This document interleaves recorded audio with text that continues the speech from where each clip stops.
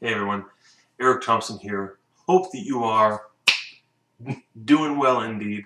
I don't know why I laugh after I snap. I just think it's funny, I guess. I was thinking when I switched from doing the table hit to the snap. Well, I don't know what I did, but I'm snapping now. Of course, when Tori's here, we do both. But she's not here. This is not Tori. She's doing well. But for those who are still wondering, today is 12 weeks, okay? And so they say the baby is about the size of a lime. And so not quite as big as my Dell wireless mouse, but getting in there. Anyway, we're having such a wonderful time, and thank you, of course, for your support and your encouragement. This video is my 100th video on YouTube, and that's pretty cool. If you'll pardon me while I click over here real quick to YouTube to see when exactly I got started in all this. It must have been, I want to see the exact date. It's saying January 2nd, 2009. And my most popular video is the first one that I uploaded. It's an audio performance of one of my compositions called Sitting by the Seashore Under a Starry Sky. A piece about alliteration, obviously. No, it's a symphonic poem, an instrumental poem anyway, musical poem about the ocean. And so, you know, I'll include a link in the description below if you guys want to go check that out. It's nothing real special, but it's kind of a neat piece. Simple 3-section ABC A kind of piece. Anyway, let's get on to this evening's review, today's review, number 90, 1936's Swing Time. Now, absolutely want to say right off the bat that, you know, of course, well, not of course, but I had not seen this movie before, and that's why I got into the AFI Top 100 to watch movies that I had never seen before. And indeed, those who I talk with about movies, I didn't seem to see this one either. This one kind of slipped through the what? It slipped by. But this one is not one that people typically have seen, and that's okay. Suffice to say, in short, 1936, Fred Astaire and Ginger Rogers, and if you know a bit about films in the 30s, they had a very strong connection to each other. I think they did, gall darn, I think they did about 10 films, maybe closer to a dozen, and this was sort of the top, like the most popular one, but it marked the beginning of a decline in their popularity. They did movies after this, and the movies they did were musicals, like Swing Time is, dancing musicals, okay? It's easy, I want to say, we can think of Fred Astaire and Ginger Rogers as sort of being the Tom Hanks and Meg Ryan of their time, except that Tom Hanks and Meg Ryan don't star in musicals, and they only made 3 films together, whereas, of course, Fred Astaire and Ginger Rogers made lots of films together. Swing Time is indeed a musical, and it features many wonderful, wonderful pieces. It's not really music heavy, but it's dance heavy. And the speculation is, the rumor, and at least what it says on the DVD box, is that Astaire and Rogers rehearsed for 350 hours before they began filming this movie. And we're going to talk about that a little bit later on. Quick synopsis. John Lucky Garnett, played by Astaire, is a dancer and also a gambler, and he's going to get married. But indeed, you know, his fiancée, Margaret, her dad calls off the wedding. He doesn't like Lucky at all, barely even knows him. And so when Lucky goes to see the dad, he's like, "What's up?" Gosh, the easiest way to say it is Lucky has to come up with $25,000. Okay. Actually, wait. I kind of messed that up a little bit. Anyway, it doesn't matter. They don't get married. He has to get 25 grand to marry Margaret. So where do you go to get 25 grand in 1936? That's right, New York City. And when he's there, he meets Penny, played by Ginger Rogers. And they sort of have an infatuation at first, and she's a dance teacher, and so he pretends to be awful at dancing when, of course, he's, like, super good.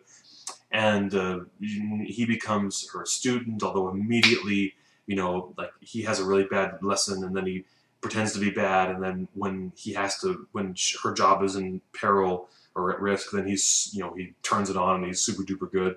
All these things, and so they start to fall in love a little bit, and they want to dance and show off, and then there's just all this trouble with Ricardo Romero, who was a band leader at the time. Of course, in that time, you know, in that era, band leaders conducted and sang, or we played the violin or an instrument, you know.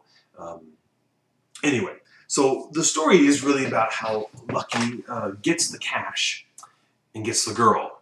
Which girl? Well, you better tune in and watch for yourself. That was not a very good synopsis, but I think I got some good things coming up. Now, why is this movie on the AFI Top 100? Already said it. Fred Astaire and Ginger Rogers, making an incredibly successful chain of films. This movie is not the only musical on the AFI Top 100. You remember, of course, we've already looked at one with Yankee Doodle Dandy, and then now Swing Time, and you know we're going to hit more along the way. I know at least The Sound of Music and West Side Story are on the AFI Top 100. And so here's, let's see, let me verify.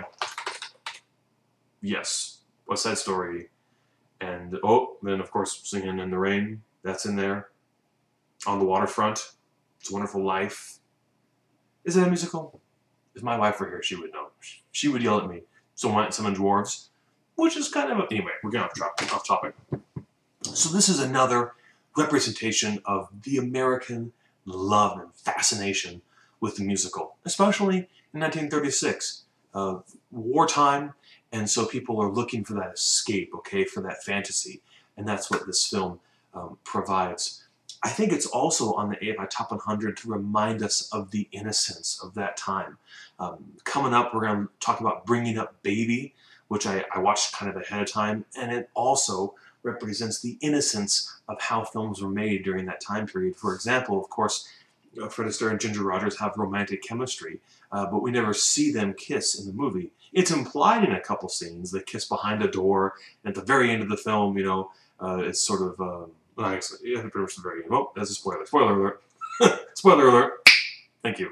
Oh my gosh. I shouldn't do these so late at night. Anyway, you know, he has his back to the camera and they're kissing, but you never see their lips touch. I mean, they barely hold hands, right? You know, kind of a representation of how they approached filmmaking during those days. Unfortunately, though, and I really thought about this deeply, I don't think this film is terribly relevant to our time. Mostly because musicals have become so different. And remember, of course, in 1936, you still had an incredible movement of stage performance. The vaudeville had pretty much gone away, but this movie sort of represents that. That people still enjoyed going to theaters, not to see movies, but to see ballets, operas to somewhat, to seeing that primitive form of musical that was still kind of forming on Broadway and in the American musical culture. Unfortunately, though, oh, and again, that's another reason why it's on the AFI Top 100, but unfortunately, we don't see as much of that now. Perhaps you saw this last week's SNL. I'm dating myself now for someone who's going to watch this video in a year or 2 years or never. But Justin Timberlake was the host. It's his 5th time hosting. And he danced and he sang. And I finished watching Swing Time. And I asked myself, I said, I wonder if we could say that Justin Timberlake is like a new Fred Astaire or Jim Cagney or something like that, you know, Gene Kelly, you know. And I just don't think there's anyone in the world of film now that even comes close to the level of talent that these guys had back in the day. Now, of course, most movies now are filmed in 350 hours. They're done with great expedience and at as low of a cost as possible because it's so expensive to make movies these days. And so for reasons like that, it's very difficult to spend 350 hours rehearsing dancing alone. Um, but maybe that's why this film is so special, because it shows us a time when people wanted to see a movie just to see Fred Astaire dance, because he was of such great fame and popularity. It's not a bad thing that this film isn't relevant anymore. Personally, I feel, you can disagree once you've seen it, or if you've seen it, but I think it's worthwhile to note the drastic change that we've seen in America, at least, toward what's acceptable and what isn't acceptable as far as musicals go. And I've got to do another series of movies, of videos about the change in the musical sphere. Indeed, I was just talking with my good dear friend Emily, and her sister Rebecca, of course, would be part of this conversation, and any of my Broadway musical type friends, you know, and how musicals have changed over the years and all of that. Again, like I said before, this Swing Time, a musical, is not music heavy, but dance heavy, and dance of the highest quality. I enjoyed it, and I don't really like dancing all that much. Anyway, divinity. Where is God in this movie? Well, one of the first things I learned about this film from reading the DVD box was that they had put in so much time. Wow. So much time working on the choreography. And it reminded me of something that is expressed often in the Bible in lots of different places, but especially in the Psalms. Psalm 33:3, for example, sing to God a new song, play skillfully. And then Psalm 47:7 as well, for God is the King of all the earth, sing praises with a skillful song. And then it really, you know, on and on it goes, even when God talks about, like, or the psalmist about the opponents of the people of God. You know, skillful casters of spells, and and even at the, if you remember, in the desert of sin, the desert of Sinai, you know, the Israelites, or the Hebrews, excuse me, skillfully wrought that golden idol that that Moses destroyed, that they worshipped while Moses was up on Mount Sinai, Mount Horeb. And so all of these different skillful moments in the Bible.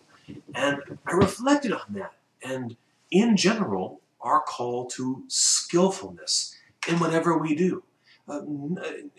You can interpret that word however you want to, you know, sort of dig at it. Does that mean usefulness? Does it mean efficiency? Does it mean expedience? You know, whatever you think it means, but it reflects back. For me, it reflects back on what Jesus said, you know, they'll know you by your fruit. What is your level of skill at what you do? And do you like what you do? Whatever it is that you do. Do you approach it with skill or with practice? Okay. Looking back at the film, a lot of time went in, and it shows the fruit of their hard work is obvious, and it looks effortless when they dance. It looks like they just have done it since birth. They were dancing around in there, and up until that point, they'd just been dancing their whole lives, and it was a natural extension of themselves to dance with each other. It's amazing, because they applied their lives not only to the expectations of their fans and their contracts and the production studios, but it's obviously their passion, and their love is to dance and sing and to make art. And so I think about my life. You know, my passion is music and music ministry. But it seems like all the time I realize I'm just water skiing, you know, over the surface. I'm not really getting into the deep structures of what it means to be a liturgical musician, you know. As a husband, not that I've been one for very long, but there are moments when I suddenly realize, you know, I've not been as skillful as I should be. You know, I need to develop the tools that I have, find new ones to use, learn about other resources. approach that great calling to my wife, to Tori, more skillfully. So that just like David said, for the musicians that served in the temple to sing skillful psalms, so that when we approach God in our own way, however we do that, we can offer him a skillful work. So that when you go to work tomorrow, you can offer it all to God and know that you're going to do your best for those who you serve and for those you work for employees or patrons or whoever it is. But also so you yourself know, as an encouragement to your own life, that you are trying your best, that you're honestly trying to work skillfully at whatever it is that you do. Part of the strange ambiguity of YouTube, here again celebrating 100 videos on my little channel, our channel, is never knowing who's going to watch a video like this. And so someone, my sweet sister-in-law Emma, she has a rockin' career at McDonald's and is doing incredibly well. And I know that she is doing it with skill, that she is seeking a skillful approach to being a manager at that restaurant. But maybe someone else is watching, someone who does a different kind of work. Maybe it's this kind or that kind, or it's really complicated, or it's really simple. And maybe you are feeling like so many people have felt, like your work is just a grind. Relationships are a grind. Getting out of bed is a grind. And I think the only reason I would say it to you is because I need to say it to myself. More effort needs to be taken. In this room right behind me, right in there, I give music lessons once a week, all day. And I tell my students pretty much the same thing every week. You're doing great, and you have to work harder. I sort of say this little thing. I don't think it's really true, but I say, if you try 10% harder, you'll be 30% better. But it plays out in that room. When I see a guitar student especially, and guitar is an excellent example, you have a student that's just not rehearsing a lot during the week, and they're not progressing quite as well as they should be, and they put in that extra little bit of percentage. They seek that extra bit of skill, of skillfulness at their music. It's like that. The growth is amazing.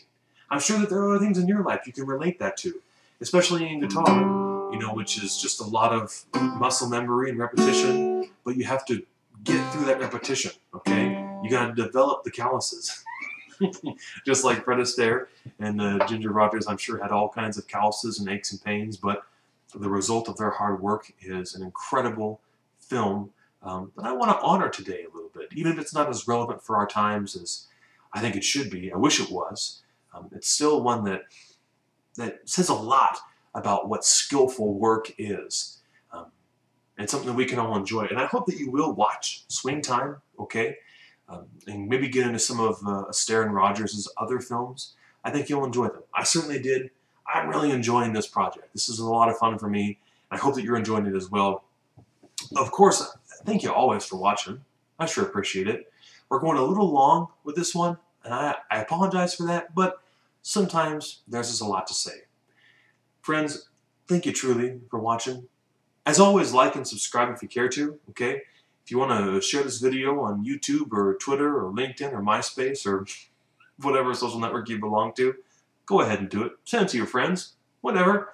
I'm glad to share with you, and I really, really do thank you truly for stopping by and watching to hear what I have to say.